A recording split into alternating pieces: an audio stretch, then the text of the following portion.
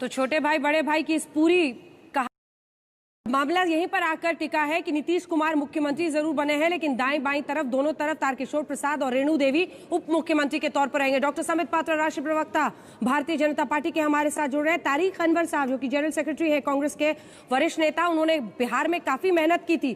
तारिक अनवर साहब हमारे साथ जुड़ रहे हैं। मृत्युंजय तिवारी जी आरजेडी की तरफ से और केसी त्यागी जी खास मेहमान हमारे साथ जुड़ रहे हैं। केसी त्यागी जी, एक बार फिर से आप लोगों की बन रही है सरकार, बहुत बधाई आप सभी को। लेकिन सबसे पहले सवाल मैं तारिक अनवर साहब आपसे लेना चाहती हूं। शिवानंद तिवारी जब ये कह रहे हैं कि कांग्रेस पार्टी महागठबंधन के लिए पैरों की जंजीर बन गई, तो आप क्या इसको सिर्फ ये कहकर टाल देंगे कि आत्ममंथन की जरूरत है? एक वक्त पर आप कांग्रेस पार्टी छोड़कर जो गए थे एनसीपी में, उसकी एक वजह थी, कहीं वही परिवार और उसका बोझ इतना भारी तो नहीं पड़ रहा कि आपकी पार्टी पूरी तरह से तमाम राज्यों में, हिंदी बेल्ट की मैं बात कर रही हूं, मैं एमपी और राजस्थान छोड़ दीजिए, लेकिन यूपी जनता की सेवा करते रहेंगे। सुशील मोदी इस बार आपके साथ नहीं होंगे, आपको तो सुशील मोदी चलिए क्या भारतीय जनता पार्टी का निर्णय है कि उनके कौन लोग मंत्री पद पर रहेंगे, उप मुख्यमंत्री के रूप में काम करेंगे, सब तो उनका निर्णय। क्या उनकी काबिलियत का इस्तेमाल करना चाहिए बीजेपी को? वो तो एक बीजेपी का निर्णय है, इसलिए यह प्रश्न तो आपको बीजेपी से पूछना चाहिए। आप मिस करेंगे उनको अपने मंत्रिमंडल में? आज तो हो ही गया है। मेरा मोबाइल कंफर्टेबल रहेंगे ये जो नए वो तो भारतीय जनता पार्टी का निर्णय है। सर एक बार धन्यवाद दे दीजिए सभी को, बिहार के लोगों को। बिहार के लोगों को धन्यवाद। आप पूछ रहे हैं, आपको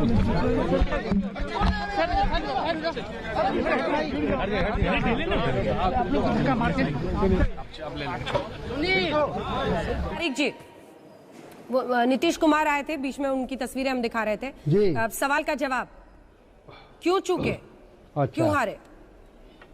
नहीं,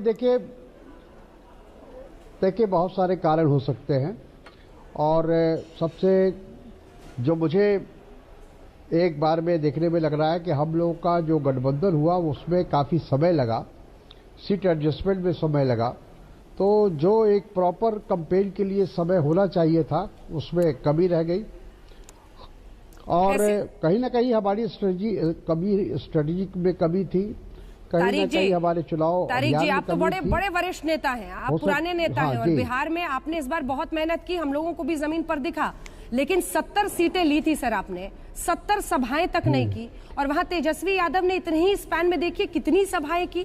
तो आप सीट बंटवारे का इंतजार कर रहे थे क्या कि ये सीट आएगी वहीं पर आप प्रचार करेंगे? ये सब तो सर बहानेबाजी सुनाई देगी ना अब। तारिक जी, नहीं, बहानेबाजी नहीं है, क्योंकि सीट का जो आवंटन हुआ बहुत देर से हुआ। हमारी बहुत सारी जो सिटिंग सीट थी वो भी जो है गठबंधन में चली गई, हमको नए सिरे से कई जगह काम करने की जरूरत हुई। तो ये नहीं है, हम मानते हैं कि हमारी कमी रही, हम इस बात से इनकार नहीं कर रहे, हम ये नहीं कह रहे कि हम सब कुछ ठीक था और तो भी हम चुनाव हार गए। हम कह रहे हैं कि इसीलिए हमने कहा था कि इस पूरे चुनाव का विश्लेषण होना चाहिए, बिहार के चुनाव में हमारा ये परफॉर्मेंस क्यों हुआ, इस बात की छानबीन हो, इस बात का जायजा लिया जाना चाहिए। मतलब फिलहाल आपको ये लगता है कि आपको आपकी पसंद की सीटें नहीं दी गई जहां बेहतर परफॉर्म कर सकते थे, इस वजह से आपको नुकसान हुआ? नहीं, कुछ जगहों पर ऐसा जरूर हुआ है, हम सब का सब तो नहीं कह सकते, लेकिन कुछ जगहों पर हमारे, जैसा मैंने कहा कि 4 या 5 तो हमारे सिटिंग विधायक थे, उनको रिप्लेस कर दिया गया, उनकी जगह वामपंथी को दे दिया गया, लेफ्ट को दे दिया गया। तो हमें कोई इतराज नहीं, हम लोगों का एक चूंकि गठबंधन है तो गिव एंड टेक होता है, कहीं उनको कोई सीटें अच्छी मिल जाती है, कहीं हमको खराब सीट मिल गई, ये सब चलता है।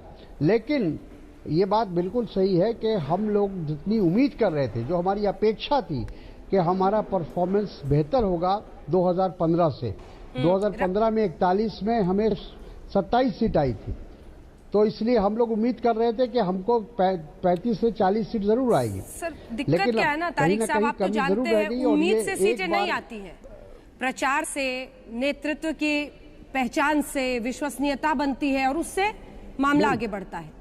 राहुल गांधी को डिफेंड करने के लिए आप उतरे हैं मैदान पे, क्योंकि शिवानंद तिवारी ने कहा कि वो बहन के पास चले गए थे। देखिए, जहां तक है राहुल गांधी का सवाल है, राहुल गांधी ने चुनाव से पहले बिहार के सभी नेताओं के साथ बातचीत की थी और अपनी बातचीत के दौरान उन्होंने ये बात कही थी कि जहां भी हमारी जरूरत हो और जब भी जरूरत हो चुनाव के लिए मैं हाजिर हूं। हम लोगों ने जहां जहां उनको बुलाया, जहां जहां आमंत्रित किया, वहां वो आए।